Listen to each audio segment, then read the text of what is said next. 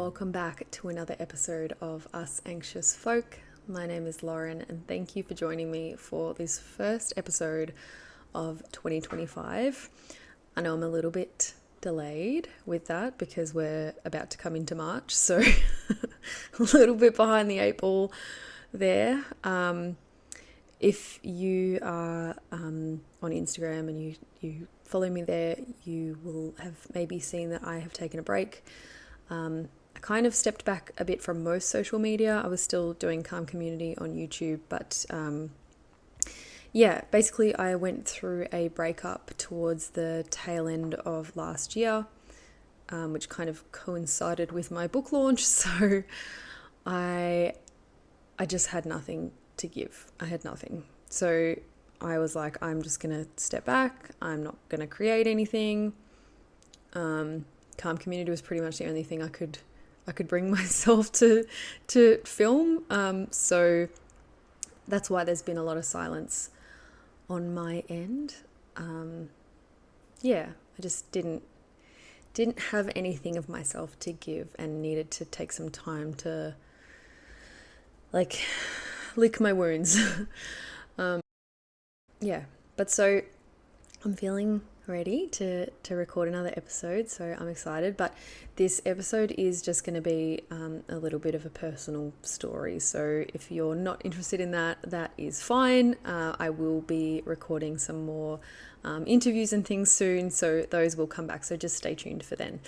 Otherwise, if you want to hear about what's been happening with me lately, actually let me just close the window because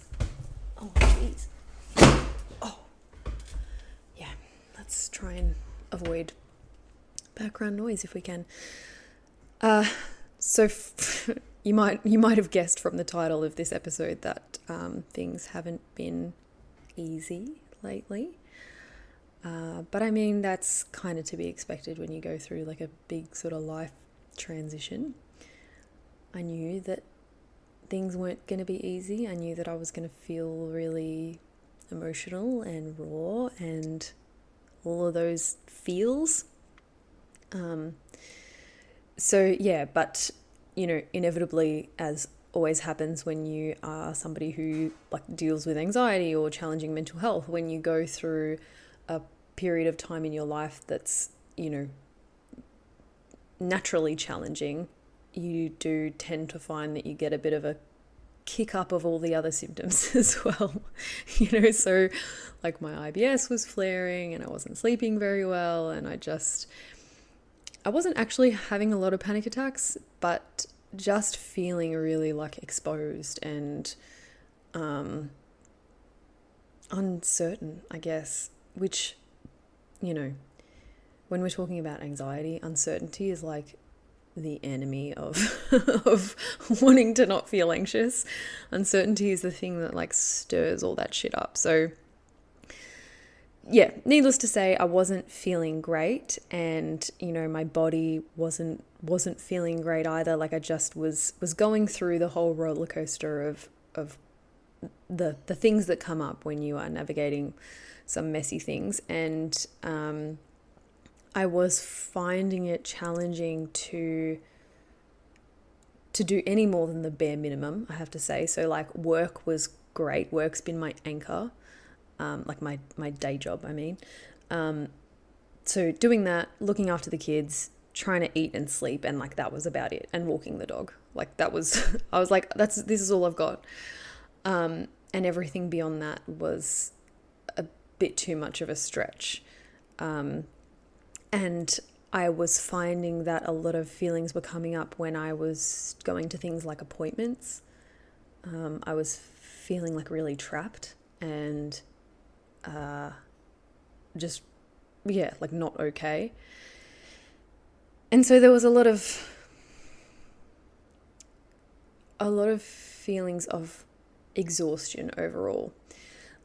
Every time I noticed that I was feeling heightened anxiety, it was followed by this deep black hole of I don't have the energy for this. And I remember one day going to visit some friends because I really just needed to hang out with my friends, you know, like I just needed to like vent and like have a cry and just see my mates. And the drive there, I noticed my anxiety building quite rapidly. And by the time I got there, you know that feeling where your insides are on fire? And like I'm trying so hard to sit there and just hold a conversation, and just my skin is burning, and I'm like, I can't, like I just, my body's screaming like I'm screaming, I want to be out of my body right now. Like I can't take this. And then came in that feeling of despair, because it was like, I just want to be able to sit here and talk to my friends and just be here. And like feeling like I couldn't do that was kind of heartbreaking, because it felt like I had nowhere, I felt like I had no way out of myself, you know, like I had my own company at home, and like if I stuck to the basic things I could cope, but doing anything more than that, like going out and seeing people or going to appointments or just anything beyond the very bare minimum, I couldn't be in my body for it. And I was like, this feels really unfair. Like, this feels fucking unfair. But anyway, so I'm like, it's okay. Just keep doing the basics. Just keep doing the basics. Like, time will make things better. Just get through this hard part. And then I had a day come along where I was going to be without both of my girls. I was going to be by myself, and it was going to be a really hot day. And I just had this urge to go to the beach. Like I was like, I just want to be in the salt water and just like dunk myself in the ocean and just let go, you know. And where I live in Melbourne, I'm not anywhere near any beaches. Like it's at least a 45-minute drive in any direction to hit a beach. So yeah, like in the few days leading up to this day, I was like, I'm going to go. But there was that tension. I know you guys know what I'm talking about, that feeling where it's not a conscious train of thought of like, what if this happens and what if that happens? It's just this tension where like half of your body is decided, I'm doing it. This is what I want to do. I'm going to go and have a good time. And then the other half of your body is just like already burning and like already thinking, like I don't even know what the thought is. It's not a what if thought. It's just like I can't, but I can't. And so I had that happening in my body for a few days, and then the day comes and I'm like feeling all over the shop in the morning, and I keep telling myself, you know, like just throw all your things in the car like you're going to go to the beach, and if you don't end up at the beach, it's fine. Like just get in the car, you know, like kind of just tell your body like, oh, we're not going to the beach, we're just putting all of our beach things in the car and maybe driving in the direction of a beach. We might get there, we might not, whatever. So I finally do that. I get all my stuff in the car, and and then I leave the house and I'm driving and I'm like feeling okay, and I'm like, I can do this. And so I start bringing in all my things of like, you know, allowing the tension to be there and recognizing it, and leaning in and just letting it be a part of the journey. And I'm like, this is fine, you know, we're doing this.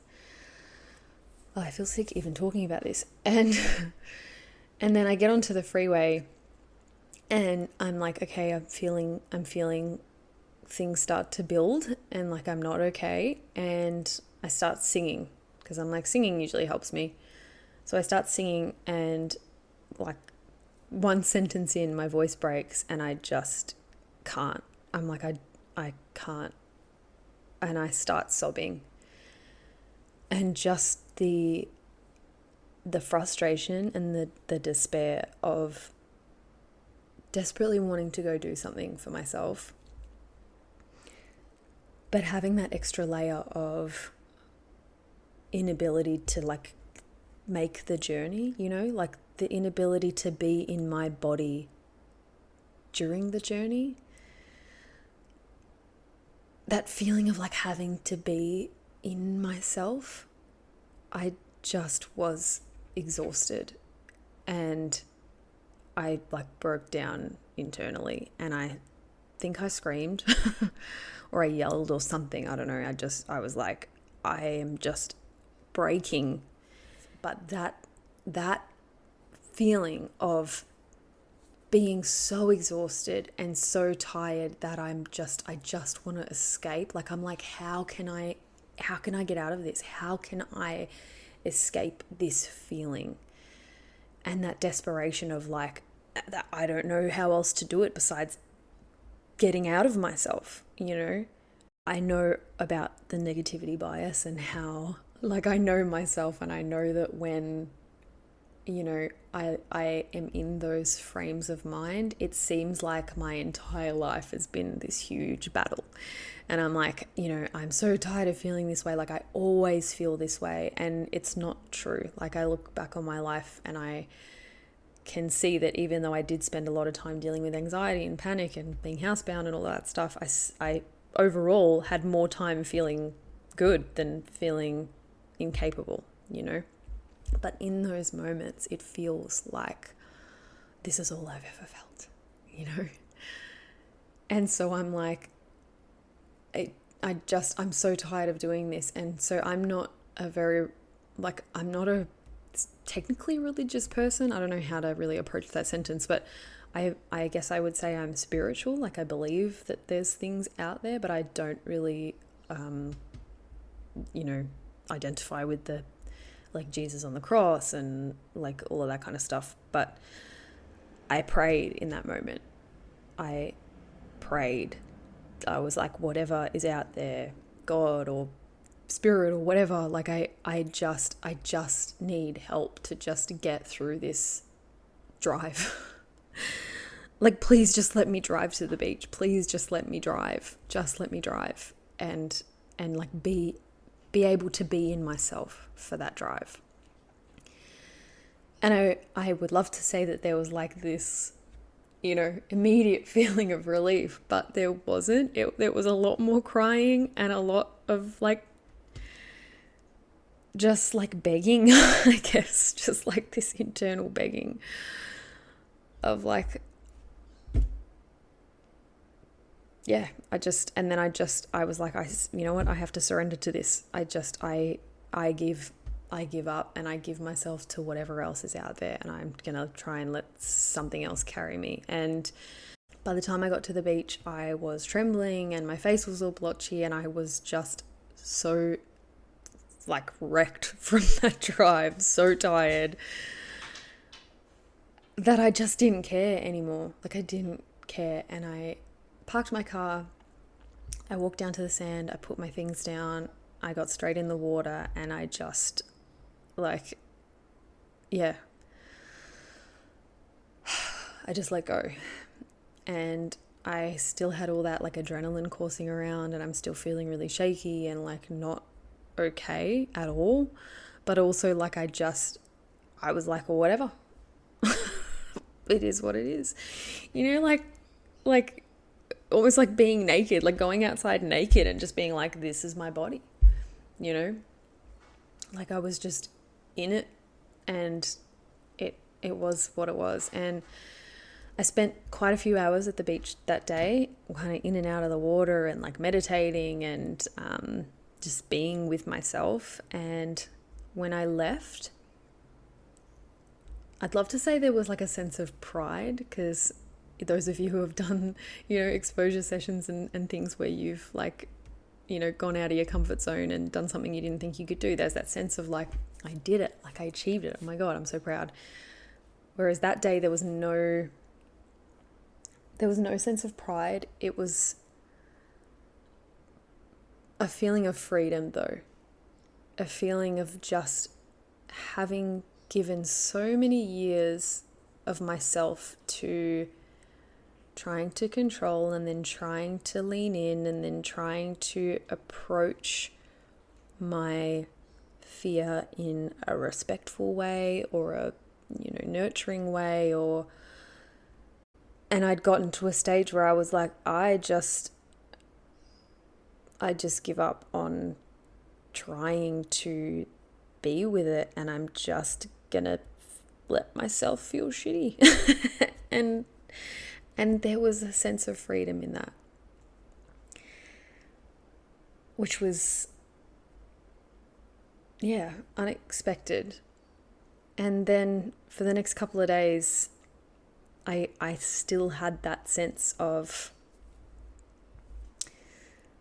like, whatever, like I just give up. And so, the day after that, I took the girls into the city. We went on a trip to the zoo, and then a few days after that, I went back to a different beach and did stand-up paddleboarding for the first time, and just like drove in the city, which I never do because I am terrified of driving in the city. But I got lost and I took a wrong turn and I was in the midst of the city, and I'm like, fuck it. Like, fuck it. Excuse my French, but I was like, whatever. And I have to say that I feel like the last couple of years for me were about softness. It was kind of like the yin side of getting to know my anxiety, like the nurturing of the anxiety and the leaning into the scared parts of myself and to pouring love on it, and like really being like the tender mothering figure.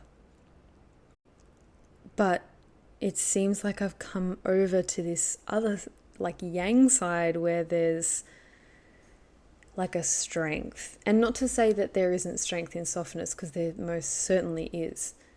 But it's like I've come around more to this sort of, I don't even know how to describe it, which is really frustrating for somebody who likes to be able to like verbalize things and,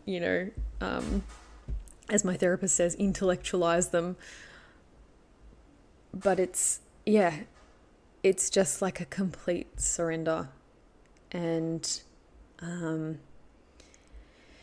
I feel it like lifting my chest, kind of like I'm just like really here, and everything else that I'm feeling is also really here, and I'm like, I can carry it. And you know what, maybe this won't be where I stay for a long time. Like, I know that everything moves in sort of a cyclical nature, and maybe I'll come right back to the softness soon. But for now, I feel like safe in this space of strength and of just like carrying myself through. Yeah. I knew that this episode was going to be a bit rambly and a bit strange, but yeah, I was like, I'm just going to have to roll with it if I want to bring something out, because this is what I've got for you guys at the moment. It's interesting though. It's interesting coming at anxiety from a new perspective. I'm kind of intrigued as to what I'm going to learn coming at it from this angle, because a year ago it was learning how to find ease in the space of tension, and now it's learning how to hold steady with tension, which I kind of feel like is maybe a necessary part of the journey for me, at least. Especially because being somebody who's a bit of a people pleaser and often quite a pushover and, all those sort of things. Like I'm not very good at speaking my truth and like standing up for myself and all that kind of stuff. So yeah, maybe this is where I need to go right now. I don't know. Anyway, I don't know if that episode was useful to anyone, but that's where I'm at, guys. And yeah, if you would like to share your story on Us Anxious Folk, please let me know. I am recruiting for stories for this year. So I'd love to share some more stories. So if you'd like to share your anxious story, please get in touch with me either on YouTube or via email. I'll put my email in the show notes. I hope you're all doing well, and I will see you for the next episode of Us Anxious Folk. Take care. Bye.